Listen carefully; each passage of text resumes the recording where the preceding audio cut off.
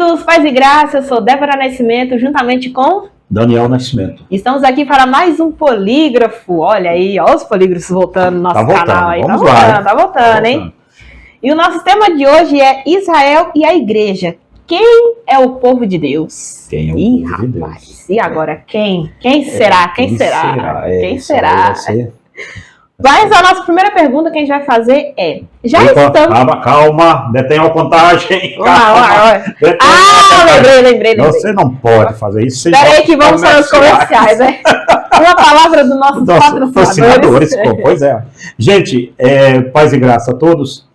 Antes de entrarmos no polígrafo, ela já foi entrando, ela já foi logo. A apresentadora aqui ela é quente. Aqui, nós temos o livro da Débora aqui, está sendo lançado agora, né? Agora. Semana passada foi o pré-lançamento e agora é oficial, né? Segunda-feira já está oficializado para distribuir para o Brasil todo, né? E esse livro aqui, Satanismo Global, o Ocultismo como a Nova Religião Global. Gente, é um livro que eu amei ajudar, tá? Foi ela que escreveu, mas eu fiquei ali dando um espetáculo, como é de sempre, né?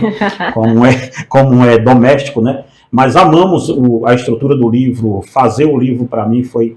Esse livro aqui foi eu que trabalhei nele, né, na confecção, desde o começo até o final, diagramação, tudo isso foi eu que fiz, né? Então é um livro que eu adorei muito fazer esse livro, ficou um livro lindo, a capa de frente é da nossa irmã Mariana, né, que fez pra gente, e a capa de trás é minha.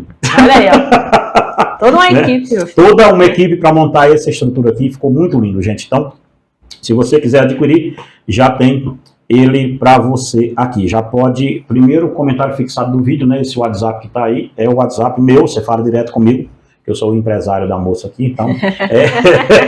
Aqui é a família toda. A editora é nossa mesmo, então quem empresaria é a gente. Então, gente, se você quiser, adquire ele, tá uma promoção de lançamento, tá? E nós vamos fazer o melhor para vocês aí. Gostou de escrever isso aqui? Adorei, meu filho. Foi muito bom foi muito bacana de escrever. Muito bom esse livro, né? Então, quem também pode achar aqui, Débora, rapidamente, nós fizemos um polígrafo sobre esse livro, só um pedacinho dele, né? Nós vamos fazer o próximo polígrafo, é um pedaço desse livro aqui, que você não sabia, e eu estou dando ao pitaco, que os polígrafos é sempre você que faz o tema, mas agora eu vou fazer um. E é para nós falarmos sobre OVNIs, que tem nesse livro aqui. Extraterrestres, o OVNIs, né? E extraterrestres como a nova religião, não é? Nós vamos tratar disso aqui, olha, gente, é um livro muito bacana mesmo, psicologia, OVNI, a ciência voltando para o campo dela de ser satanista de novo, né? Astrologia. Não a ciência em si, cientifismo, né? Cientifismo, o cientifismo, aquela questão de Darwin é tocada aqui, né? Evolucionismo. Então, muito legal o livro, gente, muito legal mesmo. E aqui, para não perder o costume, o assunto hoje é sobre Apocalipse, então... Os 3 assuntos que a gente trouxe é sobre isso.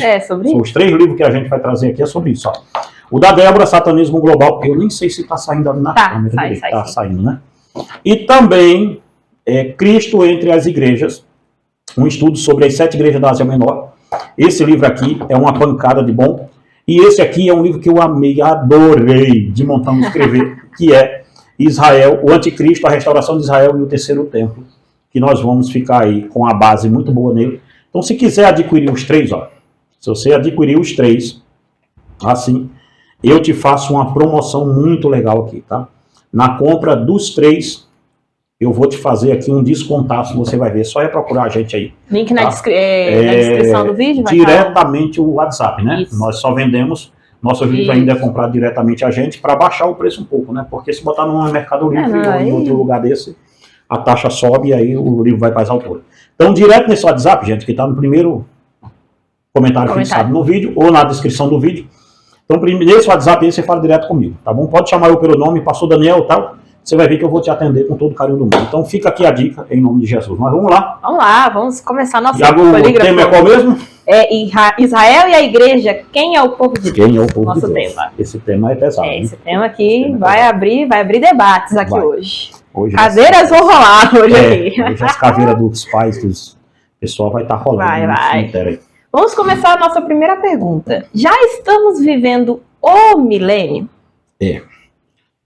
Essa sua pergunta é justamente porque ela, acredito que se baseie muito na ideia do dispensacionalista, né?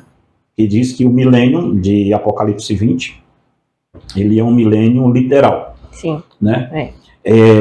Primeiro, para a gente... Deixa eu ver se vai dar. Primeiro, para a gente responder bem, Débora, essa pergunta, e a todos vocês que estão ouvindo a gente, ela é uma pergunta interessante porque, veja, ninguém faz essa pergunta muito se já estamos vivendo o milênio. Por que não faz? Porque a visão que nós defendemos hoje, que é a visão amilenista, ela é pouco propagada, apesar de ser a mais antiga. Olha como é que é isso. É a visão mais antiga do meio da escatologia e é a menos propagada hoje. E eu explico rápido por que isso acontece. Porque as Assembleias de Deus a maior igreja hoje do mundo, é as Assembleias de Deus. Em nível de pessoas é ela. Não tem, a gente pode contestar a doutrina, mas o maior movimento pentecostal do mundo, depois da Igreja Católica, é as Assembleias de Deus. As Assembleias, né? Exatamente, a Assembleia de Deus. Só no Brasil são 17 milhões de adeptos. É muita coisa. É muita coisa.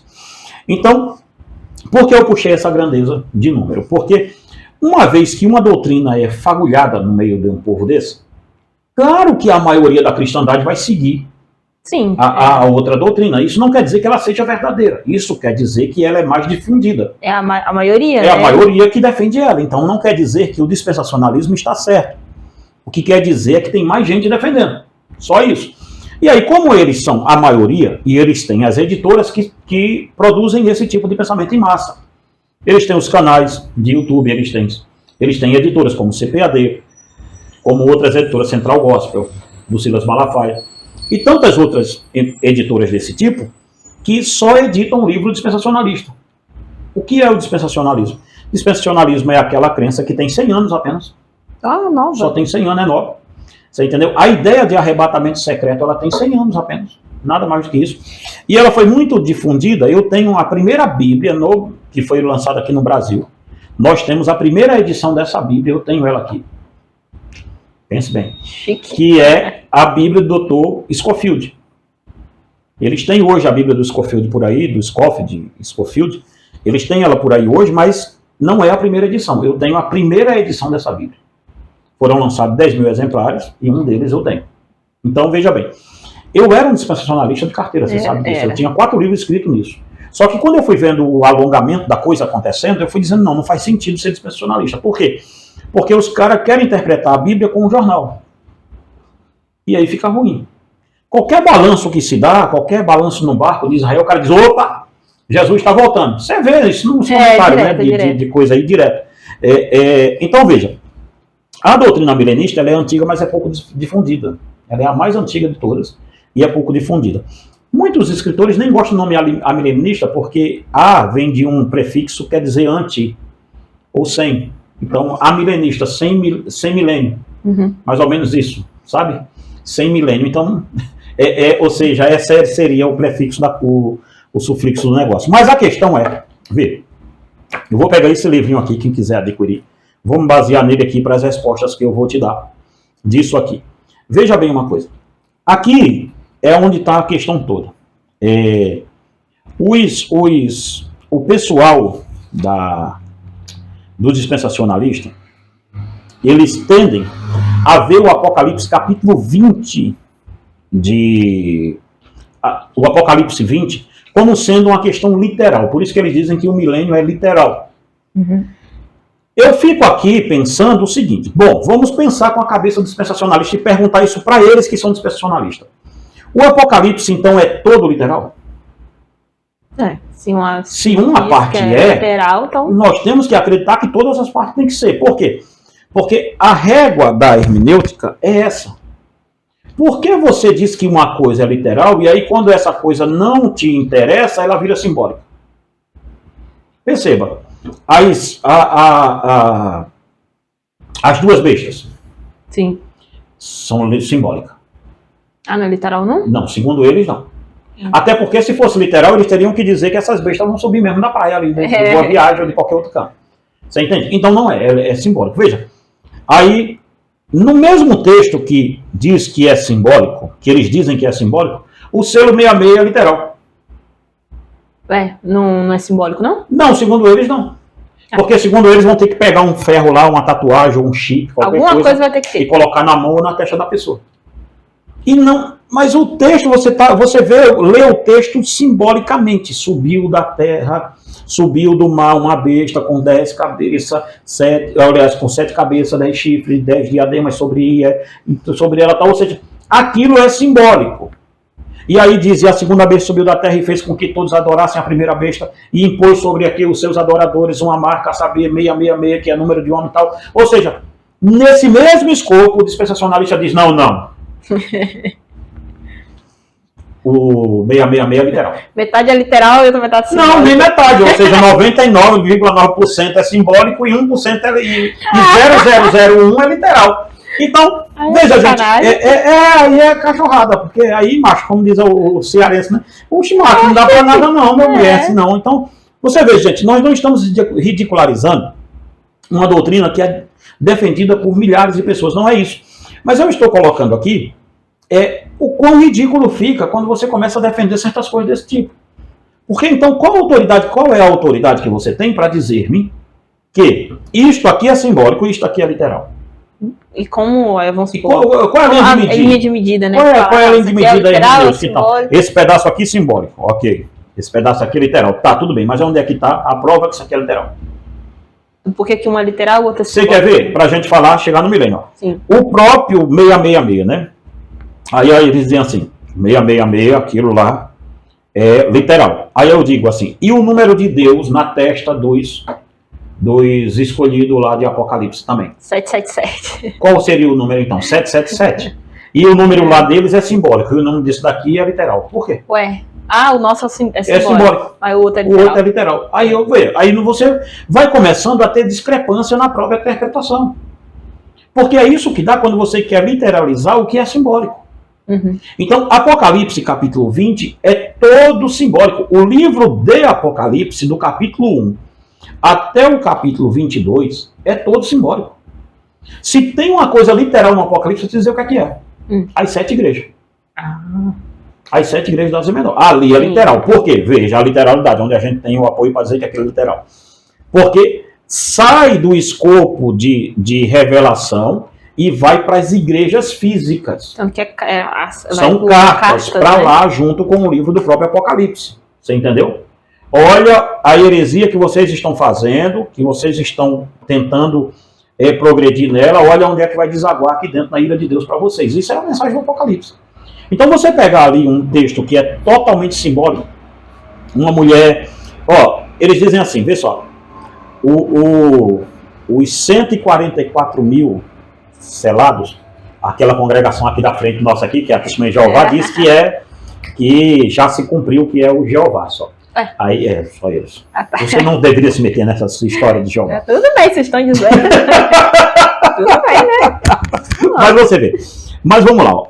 Eles, de Jeová não, tá? Os dispensacionalistas, eles dizem que aqueles 144 mil selados são Israel. São Israel.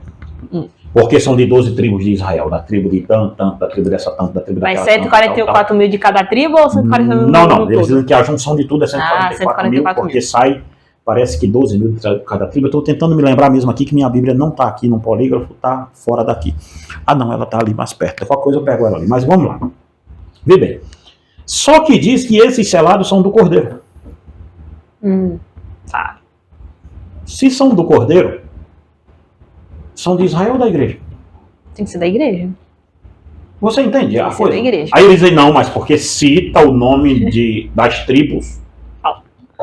Olha aqui. Só por causa das tribos? Se cita o nome das tribos é porque são judeus. Aí, por quê? Porque na cabeça do dispensacionalista é assim, a igreja não estará aqui para cumprir o Apocalipse. A visão, né? A visão é essa. Então eles vão ser arrebatados antes do Apocalipse começar. Quando é arrebatado, aí sim o Apocalipse. Exatamente. Como esse coisa aqui pode ser outro polígrafo sobre arrebatamento secreto, e aí a gente vai fazer uma desmistificação disso mais pesada. Mas vê, aí eles dizem que aquilo que vai acontecer ali está relacionado com Israel e com as nações e com o resto da igreja que ficou na grande tribulação, que eram os infiéis. Que depois vai virar fiéis. Depois vai virar fiéis, tal, e Israel também se converte ali tudo. Ou seja, é uma saroba, gente. Sabe? Que não dá. É confuso. Porque como é que Deus escreveu um livro para Israel que Israel não acredita nele para se prevenir? Sim. Aliás, Deus escreveu um livro para Israel e enviou ele para a igreja. Vê se faz sentido. Gente, só é a gente pensar aqui, você que está me ouvindo, e é dispensacionalista, não precisa ficar com raiva de mim agora, não. Só ouve e pondera as coisas. Só é ponderar. Olha que eu nem peguei a Bíblia para isso. Eu só estou jogando a lógica dispensacionalista em cima deles de volta. Deus escreveu um livro para Israel, endereçou para a igreja, e disse para a igreja ler e se preparar. Ora, se o livro de Apocalipse é para Israel, o que tem a ver com ele? Tem nada a ver. Então nem deveria ler esse livro. Então dá para se saber de uma coisa, não tem cabimento uma coisa com outra. Então veja, o milênio de Apocalipse 20, ele é simbólico. E o milênio de Apocalipse 20, desde Agostinho aos pais da igreja, todo mundo acreditava que o milênio ele é uma manifestação simbólica do reino de Cristo, que começou com o nascimento de Jesus. Você entendeu? Se você olhar a pregação de João Batista, se você olhar a pregação do próprio Cristo, olha, vão e anunciem que o reino de Deus chegou. Veja, quando João manda os discípulos ir atrás de Jesus, para saber se João Batista, para saber se ele mesmo, Jesus tal, se ele é o Messias mesmo, Jesus volta para os discípulos de João Batista e diz assim, olha, diga a João que os cegos vê, os mudos falam, os coxos andam, os surdos ouvem. E se isto os oprimidos são libertos. E se isso está acontecendo é porque o reino de Deus chegou. Então no ministério de Jesus o reino de Deus está aqui. Então sim, o reino milenial ele é simbólico. Ele não é literal. E antes que me venha uma pergunta aqui assim, tudo bem, você quer ver uma coisa simples? O dispensacionalista, para segurar que o milênio é literal, sabe como ele explica Satanás preso? Ele diz que durante o milênio Satanás vai ser preso. Quando acontecer tudo Exatamente, aí quando vier o milênio, Satanás é preso. Depois que passar os 1000 anos, Satanás é solto de novo para enganar as nações outra vez. Oxê, de novo? De novo. Aí eu pergunto, mas em que lugar isso aqui se baseia? É nesse aí que a gente volta tudo de novo para brigar com... para brigar outra vez. Aí sim, acaba tudo, explosão, sai todo mundo preso. Pronto, acabou. Veja só, então não faz sentido, é confuso. Então, o dispensacionalista acredita em três ressurreições dos mortos. Ele acredita na ressurreição. Sim. Quando vier o arrebatamento secreto, aí os mortos em Cristo ressuscitarão. Aí vai ser arrebatado juntamente com ele na nuvem.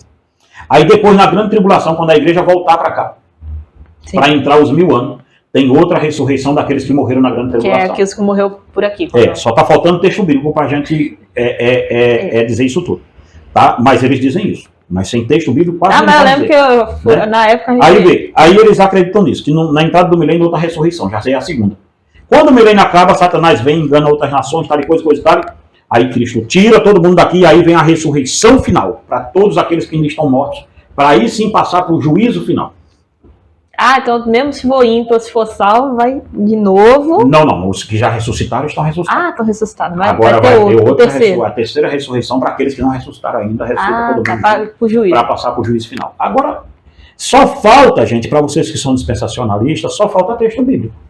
Que a história é bonita, deu até filme, né? Deixado para trás. Deu tanto livro, então, série, tem muita coisa. Então, veja, só falta uma coisinha simples. Só a Bíblia. A história está toda narrada. Só faltou o versículo, faltou combinar com a Bíblia isso tudo. Então não tem o menor cabimento. Isso não é ridicularizar a fé de ninguém. Não. Mas com todo o respeito do mundo, não tem, porque não tem nenhum escopo bíblico para isso. A Bíblia fala de uma ressurreição só. Veja, o próprio livro do profeta Daniel, capítulo 12, diz: naquele tempo, muitos que estão no pó da terra ressuscitarão, uns para a vergonha eterna e outros para a vida eterna.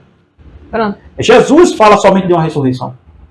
Os apóstolos falam de somente uma. Só os dispensacionalistas falam de 5. De 3, né? Pelo menos que a gente viu aqui. Então não faz o pingo de sentido isso, não tem nenhum amparo bíblico. E se for olhar a história da igreja, dispensacionalista nunca foi a ideia dos apóstolos essa história de um milênio pós-tribulacionista, nunca foi isso. Ou seja, o milênio está acontecendo agora porque a igreja... Tem alguma pergunta nesse sentido aí de igreja de Israel? Tem na questão de escatologia. Se Israel é o relógio... então vamos para ela. Deus, então vamos para ela, já vamos para ela, que é a segunda pergunta, tá, gente? Que é se Israel é o relógio escatológico de Deus hoje. Veja, de novo, vamos pegar o dispensacionalismo de novo para Tá no mesmo assunto, tá? No mesmo assunto. Tá, então a gente só vai linear o assunto agora. Né? Então veja, olhe bem. Há uma ideia de que a ideia do amilenismo é de que a igreja hoje, e eu vou provar isso biblicamente, ela é o Israel de Deus novo. Israel como nação continua existindo. Israel como nação, ninguém tem dúvida disso, continua existindo. Mas o Israel espiritual, não. O Israel espiritual como igreja, como culto, guardiã da glória de Deus, não mais. Esta parte é da igreja. É a gente agora, né? Agora é a gente. E veja bem uma coisa. Mas o dispensacionalista diz assim, ó. Olha a ideia. É como se você estivesse sentado nessa cadeira. Sim. Aí eu te levanto, eu sou teu pai, te tiro da cadeira e coloco uma filha bastarda. Ou ali uma pessoa que eu peguei na rua. E dei um banheiro e falei, você é minha filha, vai pro lugar da minha filha original. E você fica aqui, pô. E aí diz, algum tempo depois, quando essa daqui estiver firme, eu tiro ela e você volta pra cadeira. Eita, qual a lógica? A lógica é porque eles querem. Só lógica. É só porque eles querem. Porque, biblicamente, se for estudar um pouquinho, não tem. Porque, veja, vamos pegar aqui de novo esse livrinho, gente. Quem quiser adquirir, junto com o livro da Débora, compra ele porque está muito legal. Deixa eu ver, Anticristo Judeu, não é isso não, tal. Aqui, olha bem. Agora eu iria precisar da minha Bíblia. Mas vamos ver se eu consigo. Tem um ali mais perto. Será que eu saio e pego ela? Sim. Dá para sair e pegar, não dá? Dá. Okay, deixa eu me ver aqui. 1 minuto das suas... 1 minuto, amigos televidentes. 1 minuto para pegarmos as nossas escrituras. E você também, pegue a sua também, para acompanhar junto com a gente. Pegue a sua que é melhor. Vamos ver isso aqui. Voltamos, amigos televidentes. Ai, a velhice chegou. Vê só, vamos pegar isso aqui agora. Vamos ver, Mateus, olha bem. Em Mateus capítulo 24, versículo 32, me parece que é isso, que é onde os dispensacionalistas mais gostam de se segurar para dizerem que Israel é o relógio escatológico de Deus. Vê só. É aqui que eles se seguram muito para isso. Mateus 24, acho que vai ser. 24, 32. Olha lá. Ok. Aprendei agora esta parábola da figueira. Olha. Tem até um livro meu que eu não edito mais, chamado Olhar para a Figueira, fala desse texto, né? Aprendei agora esta parábola da figueira. Quando já os seus ramos se tornarem tenros e brotarem folhas, sabeis que está próximo o verão. Vê só, agora é que está. O que ocorre nesse texto aqui? Jesus está falando da vinda do Filho do Homem, ok, tudo bem. Só que, nesse texto, Jesus afirma acontecimentos aqui que serão cumpridos no ano 70 depois de Cristo. Então, nós temos a destruição do templo, o sitiamento de Jerusalém, a diáspora, dali para frente Israel sai e não é mais nação, vai viver os judeus em colônias, tal, porque a terra fica despatriada, tudo isso. Então, veja o que está acontecendo. Uma coisa bem interessante aqui eu vou ler aqui um pedacinho do meu livro, fazer um comercial. Um merchan. Veja lá, como está aqui, ó. Para mim, parece-me um tanto forçado afirmar a afirmativa de que Jesus mandou com que olhássemos para Israel, porque eles fizeram o relógio escatológico de Deus, porque Israel, tudo que acontecer lá, você tem que estar olhando, porque Israel é a figueira. Olhe para Israel. Veja o texto bem explicado onde é que está. Veja lá. Para mim parece forçado a afirmativa de que Jesus mandou com que olhássemos para Israel. No mesmo texto, ele afirma que não passaria aquela geração sem que aquilo que ele estava falando até aquele momento se cumprisse. Em Mateus 24, 34. Olha. Em verdade vos digo que não passará esta geração sem que todas estas coisas aconteçam. Então nós temos um problema. Vê, vou ler o texto da figueira toda. Até o versículo 34, para pegar esse aqui. Aprendei, pois agora essa parábola da figueira. Quando já os seus ramos se tornarem tenros e brotarem folhas, sabeis que está próximo o verão. Igualmente vós, Quando virdes todas estas coisas, sabeis que ela está próxima, às portas. Em verdade vos digo que não passará esta geração sem que todas estas coisas aconteçam. Então veja, Jesus está falando daquela geração dele. Esta geração que aqui está não vai passar sem ver isso que eu estou falando. Eu te pergunto, tem alguém aqui da geração de Jesus? Aí? Não tem nem como, se tiver um fantoche. Poxa, gente, só é ler o texto. Você entende? Só é continuar lendo. Vê só. O que este texto está afirmando aqui é que aquilo que o Senhor está falando se cumpriria tão rápido quanto o florescer de uma figueira. Pois o que ele predisse não passaria aquela geração sem que acontecesse. Ou seja, o que eu estou dizendo a vocês aqui é rápido demais que vai acontecer. Não é daqui a 100 anos, 200 anos. Não é agora. Olhem para uma figueira. Veja quando ela brota, que os figos vêm logo depois. É rápido. É rápido. Então eu estou falando de uma coisa urgente, eminente, agora que vai acontecer. Uma geração, segundo as Escrituras, num contexto judaico, equivale a 70 anos. Justamente, anos 70 depois de Cristo. Você entendeu o que ele falou? A geração dele que estava ali viu isso acontecer. E já aconteceu. No ano 70 depois de Cristo. No ano 70, exatamente. Depois de Cristo. Tem coisa em Mateus 24 que vai se cumprir ainda? Tem. Tem coisa em Mateus 24 que está se cumprindo? Tem. Mas só que os discípulos fazem perguntas a Jesus bem simples. Olha, dize-nos, em Mateus 24:3, dize-nos, quando acontecerão estas coisas? Porque senão haverá da tua vinda do fim dos tempos e do fim do mundo. Veja, quando acontecerão essas coisas? Quando acontecerá isso que o Senhor está dizendo? O que é que ele está dizendo? Leia Mateus 23, que ele está falando da derrubada do templo. Os discípulos chegaram e dizem, mestre, quando acontecerá essas coisas do templo cair? E que sinal haverá da tua vinda e do fim do mundo? Você entende? Então, são perguntas que foram feitas a Jesus que ele vai responder em Mateus 24. Então, se o cara mistura o texto, aí vai ter confusão, mas aí vai virar dispensacionalista. Confusão mental na alta. Então, veja. Então, quebrando o primeiro paradigma aqui, então, baseado neste texto, não podemos de forma alguma afirmar que Israel seja o relógio escatológico de Deus.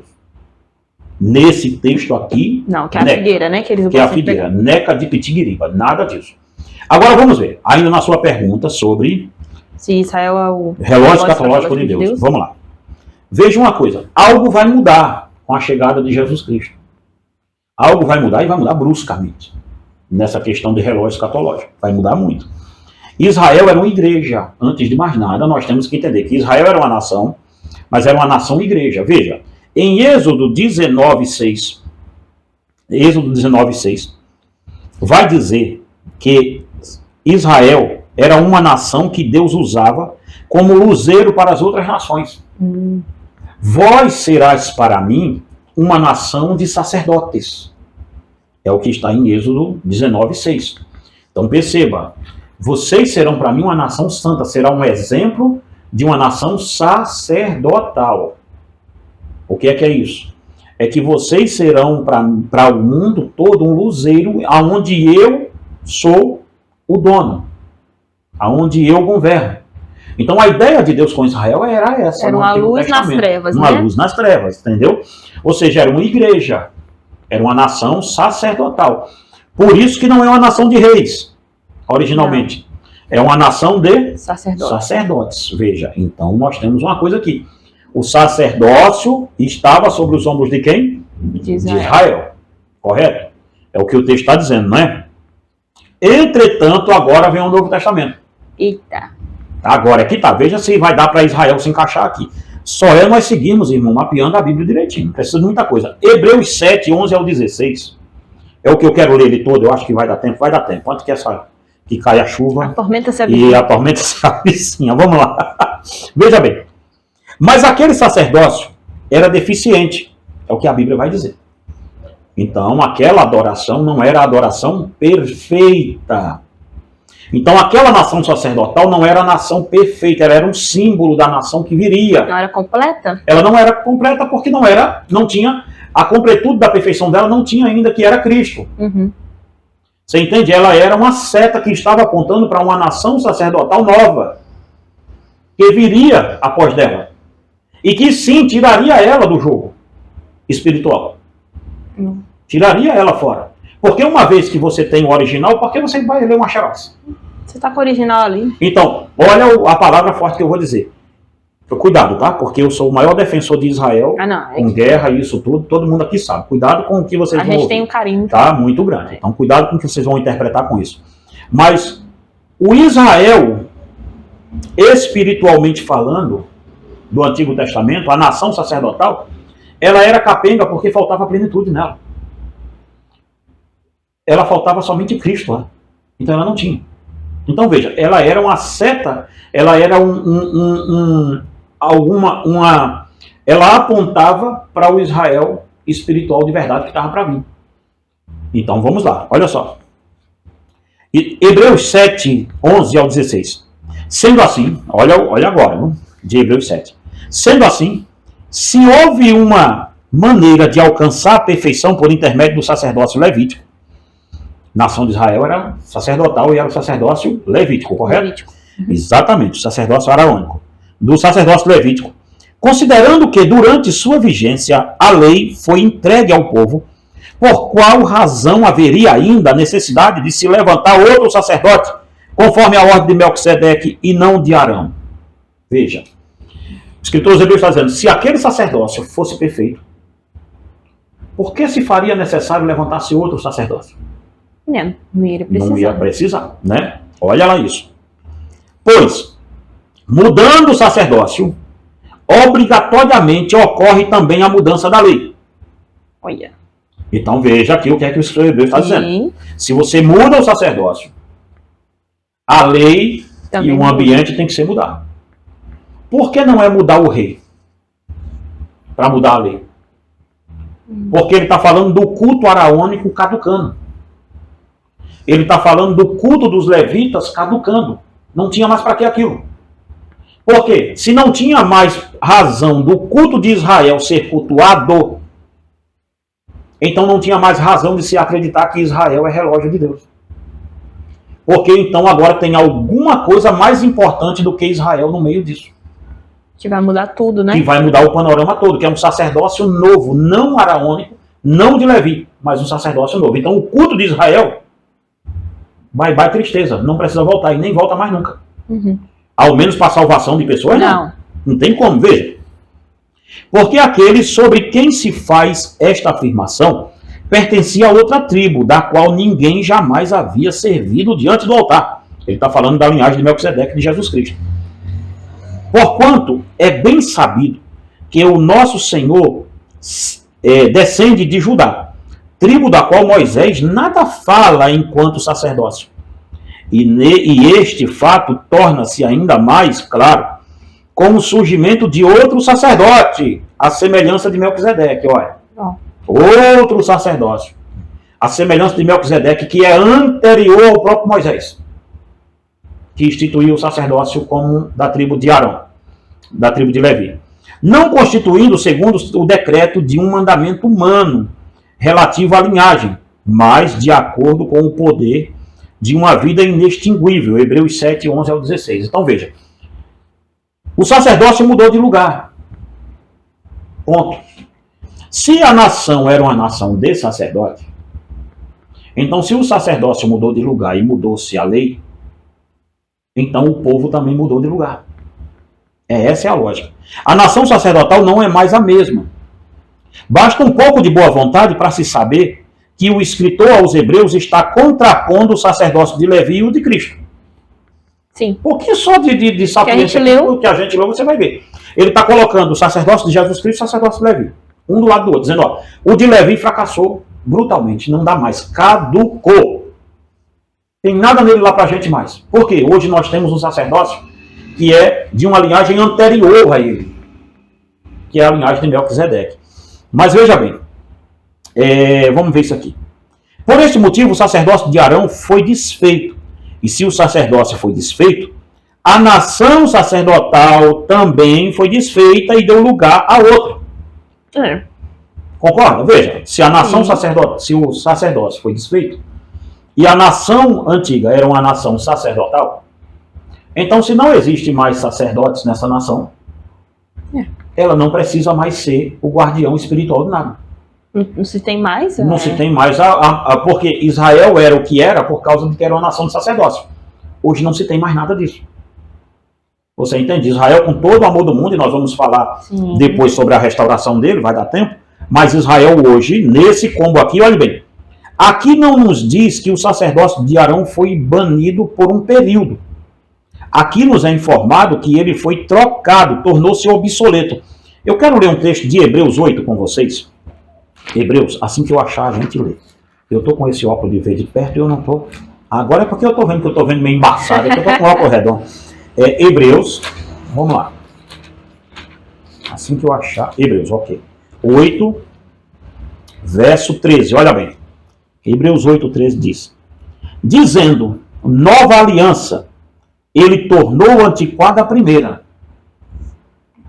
Ora, aquilo que se torna antiquado e envelhecido, perto está de desaparecer. Então veja, Israel hoje como nação espiritual, como igreja, não existe. Não existe, não tem nem para que agora é igreja, pensar. Né? Aí aqui está.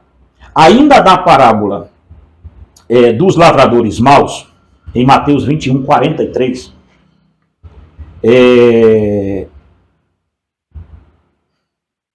Mateus 21, 43. Eu quero ler esse texto com vocês, porque esse daqui, Débora, ele é uma revelação assim do alto. Tipo uma revelação, revelamentos. Mateus 21, 43, olha bem, como está escrito aqui. Cadê? 43, assim que nós acharmos, vai virar a folha. Olha lá, olha lá. Ó, ele está falando sobre Israel, parábola dos lavradores maus, que mandou os profetas na frente, Israel mandou o povo tal, e por último mandou o seu filho.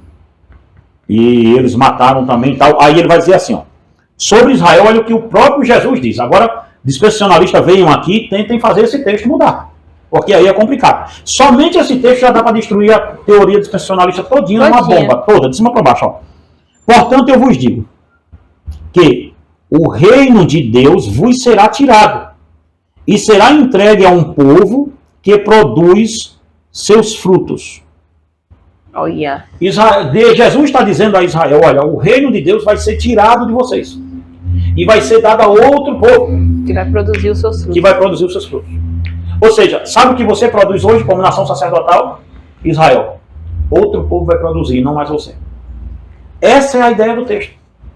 Então perceba bem uma coisa. Aí se você faz uma conexão disso aqui com o Hebreus, que a gente leu, você vai ver que está havendo uma mudança de sacerdócio. Não está se extinguindo o sacerdócio. Está se extinguindo o sacerdócio de Levi. Mas está se abrindo um novo sacerdócio. Então se está se abrindo um novo sacerdócio, está se abrindo uma nova nação de sacerdotes. Que não é mais Israel. Você entende? Então vamos ver mais aqui, ó. Isso agora ficou grande, esse pedaço aqui para explicar, mas tem que ser, bem explicadinho. Veja bem. Se o sacerdócio de Arão e seus sacrifícios se tornaram obsoletos, agora devemos saber onde está o povo de Deus e qual a nação sacerdotal agora. Sim. Se já não é mais Israel, já não é mais Israel, agora, vamos lá. O apóstolo Paulo é enfático ao afirmar, olha bem, agora vamos lá, de novo. São textos que os dispensacionalistas não querem saber, porque se quiserem saber, vão ter que explicar. Isso eles não querem, porque eram os textos que eu também não queria saber muito quando eu era também. Mas vamos lá. Quando eu era da outra bandinha lá, eu não queria saber muito disso aqui não. Mas veja, Efésios 2,14. Efésios 2,14, cadê? Efésios... Efésios 2, 14 e 15, cadê? 2, 14. Vê só. Pois ele é a nossa paz, o qual de ambos os povos fez um, e destruiu a parede da separação, a barreira de inimizade que estava no meio, desfazendo-a na carne. A lei dos mandamentos, que consistia em ordenanças, para criar em si mesmo dos dois um novo homem, fazendo a paz. O que Paulo está dizendo? Que os dois povos, judeus e gentios, ele quebrou, porque uma vez que a lei deixou de ser, a lei cerimonial deixou de ser, o culto que Israel produzia era um culto simbólico que apontava para Cristo. Uma vez que o Cristo veio, este culto que tinha o seu simbolismo, Se o original veio, não tem por que você mais estar cultuando simbolicamente. O Cordeiro está aqui. Então, os dois povos hoje não existem. Existe um povo só. Aqui está até no 16, ó, e pela cruz reconciliar ambos com Deus em um só corpo. Mantendo-o com ele a inimizade, matando-o com ele a inimizade. Então veja bem uma coisa, não tem muito o que ver. Você entende? Então esse texto de Paulo aqui, ele já sai dizendo, olha, não tem dois povos. Tem um povo só em Cristo. Não dá para ser um pedacinho de Israel, um pedacinho de Jesus. Não tem isso. Não tem condição. E outra coisa também aqui. O Antigo Testamento, Israel era chamado de sacerdócio, não é? Sacerdócio real, nação santa. Mas agora, se você ler 2 de Pedro 2,9, Novo Testamento, quem é chamado assim é a igreja. Olha bem, lembra em Êxodo 19 que a gente falou? E eu vos escolhi por nação de sacerdotes. Olha agora como vai mudar a toada. Em 2 de Pedro, capítulo 2, versículo 9. Olha como Pedro vai falar disso. Cadê? 9? Isso. Não, peraí, não vai ser o 2,9 não. Deixa eu ver se é o 1 de Pedro 2,9 então. Isso, 1 de Pedro 2,9. Mas vós sois geração eleita, o sacerdócio real, a nação santa. Olha bem, o povo adquirido, para que anuncieis as grandezas daquele que vos chamou das trevas para a sua maravilhosa luz. O sacerdócio hoje já não é Israel. A nação de sacerdócio hoje é a igreja. É a igreja. É a igreja. Então veja, em Gálatas 2, 28 ao 29, vocês que estão vendo a gente, pode ir pegando esses textos e anotando e lendo, porque olha bem, Gálatas, cadê? Quanto que eu falei? Gálatas 3, 28 ao 29. 28 ao 29, olha só. 28. Desta forma não há judeu nem grego. Não há servo nem livre, nem há macho nem fêmea, pois todos vós sois um em Jesus Cristo. Judeu, grego, todo mundo, se quiser ser povo de Deus, tem que ser povo de Cristo. Não tem essa de sou judeu, sou salvo, não, nada disso. Não, é Cristo. Ou é de Jesus ou é do inferno. Não tem para onde correr isso aqui. E se sois de Cristo, então sois descendentes de quem? Abraão. E herdeiros conforme a promessa. Ou seja, sabe a promessa que Deus fez de Israel para Abraão? Sim. É nossa. Agora é nossa. É da igreja. Então, a igreja é o novo Israel de Deus. Assim como a descendência é. A mesma coisa. Descendência de Abraão somos nós. Então, veja, Paulo não está fazendo barganha nenhuma aqui, está dizendo, por quê, gente? Porque a ideia é que tudo se resume em Jesus Cristo. Se um judeu hoje quiser ser salvo, qualquer judeu que morrer fora de Jesus Cristo, ele está no inferno. Simples a matemática. Do mesmo jeito que qualquer gentil, qualquer brasileiro morrer fora de Jesus Cristo, ele está no inferno. Meu Deus do céu, qual é a dificuldade que a gente tem de dizer isso? Mas não querem colocar, não, porque lá é uma nação hiper, mega, super. Eu não tenho nenhuma dúvida disso. Que Deus escolheu aquele povo e tal. E que se Deus ainda tem alguma guarda com Israel como nação, claro que deve de ter. Com certeza. Claro que deve de ter. Só que a questão é, espiritualmente, não. Israel é o relógio escatológico de Deus? Não. É em Israel que os sinais estão acontecendo? Não. Era para ser na igreja. Os pastores deveriam olhar os sinais que cercam a igreja, não os sinais que cercam Israel. Tanto que Cristo falou, o maior sinal dos últimos tempos é a apostasia da fé. É a apostasia da fé, não é a apostasia da fé do judeu. Não. Sabe? Então não faz o pingo de sentido isso. Então, para a gente acabar, Débora, eu quero citar aqui, para vocês que estão me vendo, estão vendo a gente, as palavras Sião e Jerusalém são usadas no Antigo Testamento para qualificar Israel. Mas no Novo Testamento fala direto da igreja. Vê, Hebreus 12, 22 ao 14. Hebreus 12, 22. Hebreus 12, 2 ao 14. Apocalipse 21, 2. Mas tem um texto aqui, em Gálatas 6, 16, já que eu estou em Gálatas aqui, 6, 16, que ele vai ser legal. Cadê o 16, 16, 16, 16? Aqui. E todos os que andarem conforme esta regra, paz e misericórdia seja sobre ele e sobre o Israel de Deus. Paulo está escrevendo para a igreja da Galácia, não para Israel. Então o Israel hoje, de Deus, É a igreja. É a igreja. É Paulo que está dizendo isso, não sou eu. Então não tem. E Jesus falou isso no livro de Mateus, que iria tirar o reino da mão de Israel e dar na mão de outro povo. Qual a dificuldade disso? Então veja só. Agora o texto que eu quero ler é Apocalipse 5, 9 ao 10. Apocalipse 5. Olha bem isso aqui. Esse aqui é muito enfático. O Apocalipse 5, 5, 5, 9 ao 10. Cadê? Aqui. E cantava um novo cântico dizendo: digno és de tomar o livro e de abrir os seus selos. Porque foste morto e com o teu sangue compraste para Deus homens de toda tribo, língua, povo e nação. Para o nosso Deus o fizesse o quê? Reino e sacerdotes. E eles reinarão sobre a terra. Aqui agora. Isso é aqui agora. Tanto que é a gente que é dada a missão de ir e pregar. E pregar o evangelho para toda criatura. Então nós somos a nação do sacerdote hoje. Que era Israel no Antigo Testamento. Então hoje, irmãos, não tem Israel espiritual, tal coisa, não existe. O Israel hoje é nós, somos nós. E sim, todas as bênçãos que caíam sobre Israel no Antigo Testamento recaem sobre a igreja hoje. Não tem para onde correr. Porque o reino, o milênio simbólico de Cristo acontecendo, você acha que você vai ter a unção de Abraão de riqueza? Porque o sacerdócio mudou. A gente tem que entender isso. O nosso Cristo era pobre. Se você quiser fazer parte desse reino, este reino é um reino de sofrimento.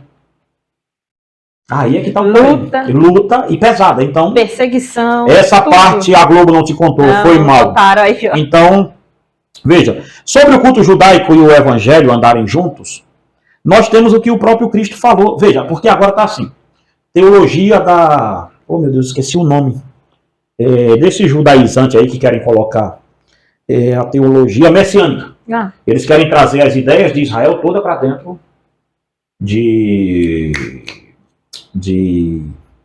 da igreja e dizer, não, olha o que Jesus falou, esta palavra em hebraico quer dizer isso, o Novo Testamento foi escrito em grego. Fica ruim. Já viu essas pessoas bestas na internet? Que a pessoa, né? Tem uns bobos, né? Que aparecem de vez em quando, né? A palavra, o talit, não sei o que lá mais quer dizer isso. Não quero saber nada disso. Não sei o que. Exatamente. A palavra amém quer dizer isso, aquilo outro, em hebraico, tal coisa. Meu amigo, meu bom, o Novo Testamento foi escrito em grego. Tá? Pode parar com essa história de Yeshua. O nome verdadeiro de Jesus não é Jesus, é Yeshua. Eles sabem que a palavra Yeshua é Josué?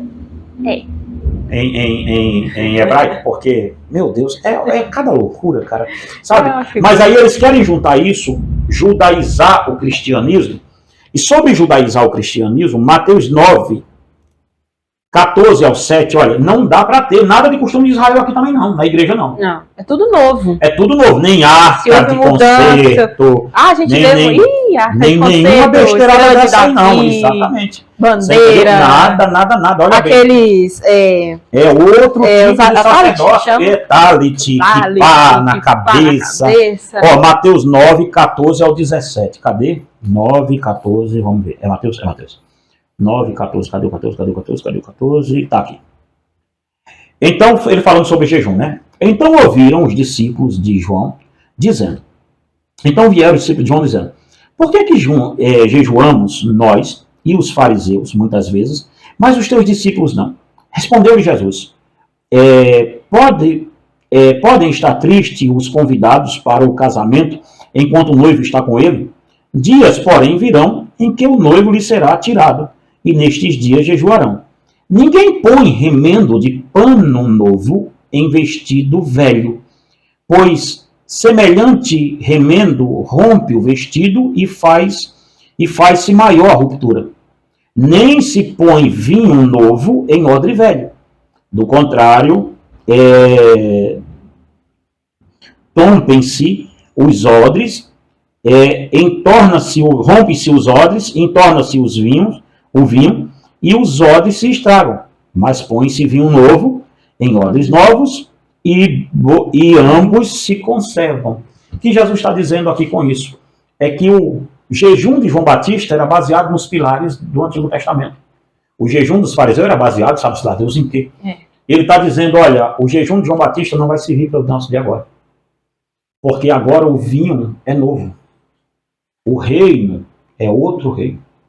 Não é o reino de Israel mais. Vai ser tirado dele e passado para a gente. Então, Débora, nesse sentido aqui, Israel a igreja é o Israel de Deus. Não sobrou nada do culto judaico que passe para a gente. Atos 13, 32 ao 34, e depois do 38 ao 39, Mateus 9, 14, 17, Hebreus 10, 17, você vai ver sempre tirando fora. E aqui é que tal? Sim, devemos entender que Deus não tem dois povos. Hoje o Israel de Deus é espiritual, embora estudaremos mais adiante que sim, Deus restaurará Israel como nação. E como isso se dará. Mas hoje as promessas feitas a Abraão recaem na igreja, como é ensinado em Gálatas, que diz, Gálatas 3, 13 ao 14, depois versículo 29, como a gente leu aqui. Foi Cristo quem nos redimiu da maldição da lei, quando a si próprio se tornou maldição em nosso lugar. Pois como está escrito, maldito todo aquele que for pendurado no madeiro.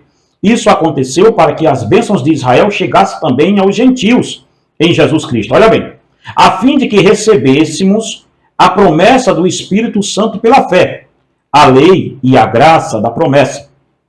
E, se sois de Cristo, então sois descendência de Abraão e herdeiro conforme a promessa.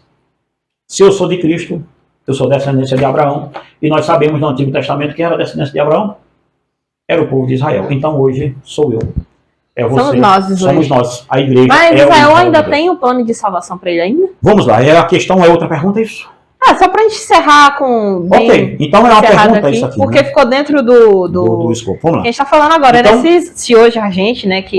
Como Israel será restaurado? É mais ou menos isso aqui, né? Já estamos quase 1 hora e eu com calor. Então vamos lá. Só para dar uma... Vamos ver. Olha bem, como Israel será restaurado, Débora? Sim. Romanos 11, 1 diz, pergunto, pois, terá Deus, porventura, rejeitado o seu povo? De modo nenhum. Porque eu também sou israelita, da descendência de Abraão, da tribo de Benjamim. Paulo diz, olha, Deus rejeitou Israel para jogar ele fora e dizer que não quer mais nada com ele? Não. Paulo dá essa resposta, ok.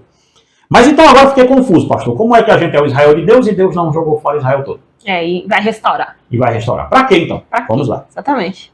Vamos ver. O apóstolo Paulo vem até a igreja dos gentios afirmar que Deus não esqueceu Israel. Uma boa lembrança aqui é que, sim, Paulo está tratando de Israel nação, e não do Israel espiritual, igreja. Não é que o culto de Israel será restaurado. Não. Porque se o culto de Israel for restaurado, Cristo deixa de ser Cristo. Não faz sentido. Não faz sentido. Cristo ser Cristo. E vai voltar às velhas práticas. Vai voltar às velhas práticas que eram somente símbolos de Cristo. Só então que não Cristo já veio. Então não faz sentido. Então, Israel como povo espiritual, como povo de Deus, para ser o centro da atenção de Deus, não. Não. Como espiritual, não. O apóstolo coloca que, por agora, alguns judeus estão sendo salvos por eleição, juntamente com os gentios, como está em Romanos 11, 5, Sim. que os apóstolos foram salvos. Ele mesmo, Paulo, era apóstolo tal, e assim por diante, era judeu tal. Ainda vale muito a pena lembrar que os primeiros convertidos de Cristo eram judeus. Romanos 11, 6, né, que ele diz isso. E se é pela graça, já não é pela obra, pelas obras. Do contrário, a graça já não é graça. Ele está dizendo, quem quiser entrar para o reino de Deus tem que largar o judaísmo. Tem que virar a igreja. Vai virar igreja. Tem que virar a igreja. Não é trazer o judaísmo para a igreja. É virar a igreja. Então, veja bem, viu? Não tem essa coisa aqui, não. Esta posição do apóstolo Paulo aqui é indizível, de indizível importância, pois ele afirma que só existe um meio de salvação. Ou é por graça, ou pelas obras. Só pode ser um meio, e não ambos. Ele está dizendo isso. Porém, o único meio é o meio eletivo da graça, que se apresenta àquele que Deus predestinou em Cristo, como está em Efésios 2, 8, 9. E aí em Romanos 11, 7 ele diz, que diremos, pois? O que Israel buscava, isso não conseguiu, mas a eleição alcançou, e os mais foram endurecidos. Ou seja, aqueles judeus que são eleitos, a eleição alcançou eles. Mas os demais estão sendo endurecidos pelo seu próprio pecado. Não é que Deus desce do céu e quer endurecer o coração de ninguém, não. Ele já é assim, então já é obstinado mesmo. Mas vamos ver. No presente, os judeus não obtiveram a justiça que buscavam. Isto porque não buscavam pela fé, e sim pelas obras da lei. Romanos 9, 32. Então veja bem. Vamos ver mais aqui adiante para a gente ver. Romanos 11, 8 diz: como está escrito, Deus lhe deu espírito de entorpecimento, olhos para não ver, ouvidos para não ouvir, até o dia de hoje. Até o dia de hoje, Israel está entorpecido por um veneno de impiedade, que ele não pode abrir os olhos para ver Cristo. Pense bem nisso. Então vamos lá. Parece que o objetivo do apóstolo aqui é mostrar que aquelas profecias se cumpriram parcialmente ou por um pequeno período. Porém, agora Paulo está afirmando que esta cegueira viria em forma de pagamento, seria uma sentença, ou seja, porque Deus fechou os olhos de Israel? É uma sentença. Sim. É uma sentença, sim. Fechou os olhos de Israel por quê? Olha o que ele vai dizer em Romanos 11, 9 e 10. Diz Davi: tornar-lhe-eis a mesa um laço e armadilha, um tropeço e punição. Escureçam-lhe os seus olhos, para que não vejam e fiquem para sempre encurvados em suas costas. Aqui o apóstolo pega o Salmo 69, 22 e 23. Esta é a oração do Messias. Neste salmo o Senhor está afirmando que sim, como lhe deram fel a comer e vinagre para beber, Salmo 69, 21, aconteceu isso com quem? Quem foi que bebeu fel e vinagre na cruz? Você entende? Olha bem, Salmo 69, 21. Já dizia isso. E aí, o que acontece? No 22 e 23 do Salmo 69, o Messias está dizendo que daria paga a quem fizesse isso. Entendi. Você entende? Olha bem. Assim Deus iria retribuir os que lhe colocariam à mesa. Eles colocaram Jesus à mesa. E a mesa serviu de laço para eles. Deram fel, deram vinagre para ele beber. Esse texto de Salmo 69, gente, ele é um revelador demais. Por que Israel está entorpecido concernente a Jesus? É uma punição, é uma sentença do próprio Cristo. Vocês deram fel para beber o meu filho, e eu darei a vocês um espírito de entorpecimento. Essa é a punição, vocês vão ficar cegos. Vocês não vão ver a glória dele até que eu permita que vejam. Veja bem, aqui o apóstolo Paulo pega o Salmo 62, 69, 22 e 23, como eu falei. Veja bem uma coisa aqui mais pra gente para frente. E aí vem, como Deus restaurará então Israel? Para a gente terminar, para esse vídeo já está muito grande. Mas vamos lá, vamos terminar aí. Como Deus restaurará Israel e colocará o seu Davi, Israel, num colo outra vez? Romanos 11, 16 e 17 diz: se forem santas as primícias da massa, igualmente será a sua totalidade. Se for santa a raiz, também os ramos serão. Se, porém, algum dos ramos forem quebrados, e tu, sendo oliveira brava, foste enxertado no meio deles, e te tornaste participante da raiz, da seiva da oliveira. A ideia desse texto foi extraída do livro de Números 15, 17 ao 21. A ideia desse texto de Paulo foi de lá que veio. As primícias dadas ao Senhor simbolizavam a congregação da massa inteira. Na aplicação deste simbolismo paulino, as primícias são os patriarcas, olha bem, e não o remanescente. Pois no versículo 28 lemos que Israel era amado por causa dos patriarcas. O Israel daquela hora era amado não por causa de Israel, na hora de Paulo, mas por causa dos patriarcas. Quando o apóstolo Paulo introduz o conceito de da raiz ser boa, ele está afirmando para a igreja que haverá um dia em que Deus restaurará Israel novamente, por causa da raiz, e não por causa das folhas. Porque os galhos, que é o Israel dos tempos de Jesus, sabe o que aconteceu com ele? Foi quebrado. E quem entrou no lugar? A oliveira brava, que é eu e você. Que é a igreja, né? Que é a igreja. Você entende? Quebrado, arrancado. E agora, então, se a seiva, se a raiz é boa, que é os patriarcas, quem está sob os patriarcas somos nós. Não é Israel, porque os galhos foi quebrado. Sim. A turma acha que Israel é a seiva, é a árvore toda. Não, Israel é galhos. A seiva é os patriarcas, que Paulo está dizendo. Então, veja bem, o simbolismo da oliveira retratando Israel está em total conformidade com o Antigo Testamento, como Jeremias 11, 16, 17 e tal. O ato de Israel ter sido rejeitado apresentado no versículo 15, agora é melhor trabalhado por Paulo com uma analogia, pois apresenta esta rejeição na figura de uma figueira de galhos que foram quebrados, ou seja, galhos de figueira que foram arrancados do seu lugar original. Paulo afirma que alguns ramos foram arrancados. Paulo afirma isso. Isto porque o apóstolo mostra que não foi todo Israel que sofreu a rejeição. Uma vez que os primeiros cristãos foram judeus, cabe o entendimento de que Deus tem uma eleição individual dentro de Israel, ou seja, Deus salva indivíduos dentro de Israel, sim, em Cristo. Em Cristo. Porque a eleição atinge o mundo todo. Brasil, Israel, as nações, agora nações. Todas as nações. Israel está entre as nações, então tem eleito de Deus que vai aceitar Jesus Cristo lá também, ok. Tem. Por isso que Paulo não diz que todo Israel foi rejeitado, e sim parte dele. Parte dele, Você entende? Por quê? Ainda tem uma parte que recebe Cristo. Não é os messiânicos, viu? Vou logo avisar. Porque pode sobrar alguém aqui pensar que é isso. Não é os que chamam Yeshua, tá? Não. Pode parar com isso aí, é os crentes de verdade. Então veja bem, quando Israel vai ser restaurado? Segundo passe aqui, depois você compra esse livro aqui, cenas do próximo capítulo, quando Israel vai ser restaurado? Quando o número dos eleitos de Deus se cumprir. Que a gente não sabe. Que a gente não sabe. Não sabemos, tá? Quando der o número exato dos eleitos de Deus, porque Deus não está jogando igual os arminianos, jogando dados, né? Tá Será que vai? Será que exatamente, não. Tem um número de eleitos exato. É porque ele sabe, ele que determinou isso, ele então determinou ele sabe. Os eleitos, nós sabemos quantos que vai estar lá. Então, quando fechar o número dos eleitos de Deus, pronto, acabou o número dos eleitos, que é a igreja toda, Sim. na sua totalidade. Aí o que Deus faz? Para voltar, Cristo volta-se para Israel e retira a cegueira. Não.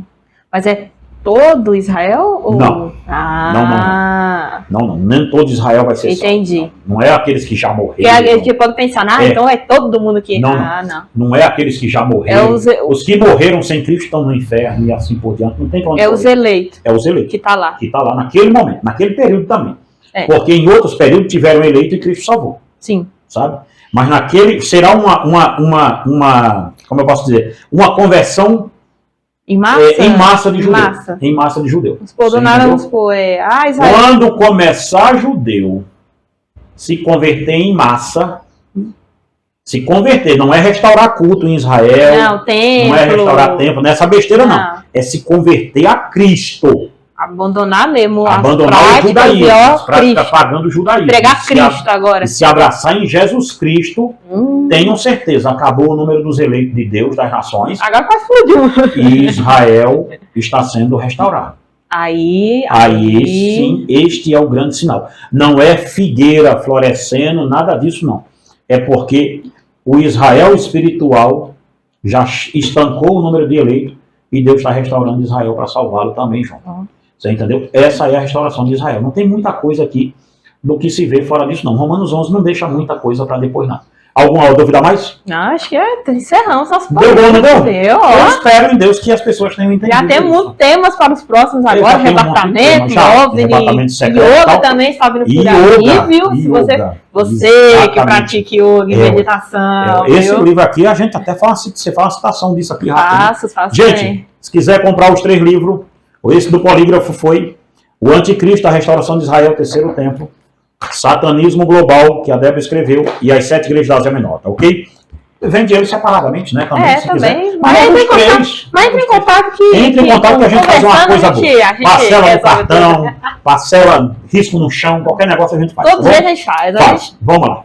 Que Deus em Cristo abençoe vocês. Deixa o like no vídeo, compartilha, pra exatamente. ficar, como fala, se inscreve no canal, ativa o sininho para ficar por dentro dos vídeos novos. Todo dia tá saindo vídeo aqui no canal agora. E acho que é isso, nós chegamos no nosso finalmente. Que Deus em Cristo abençoe todos vocês. Gente, que Deus em Cristo abençoe todos vocês. Fica com Deus. E que Deus te abençoe e te guarde. Não esquece, amanhã tem Escola Bíblica da Família, tá bom? E também adquirir nosso livro. Vamos embora?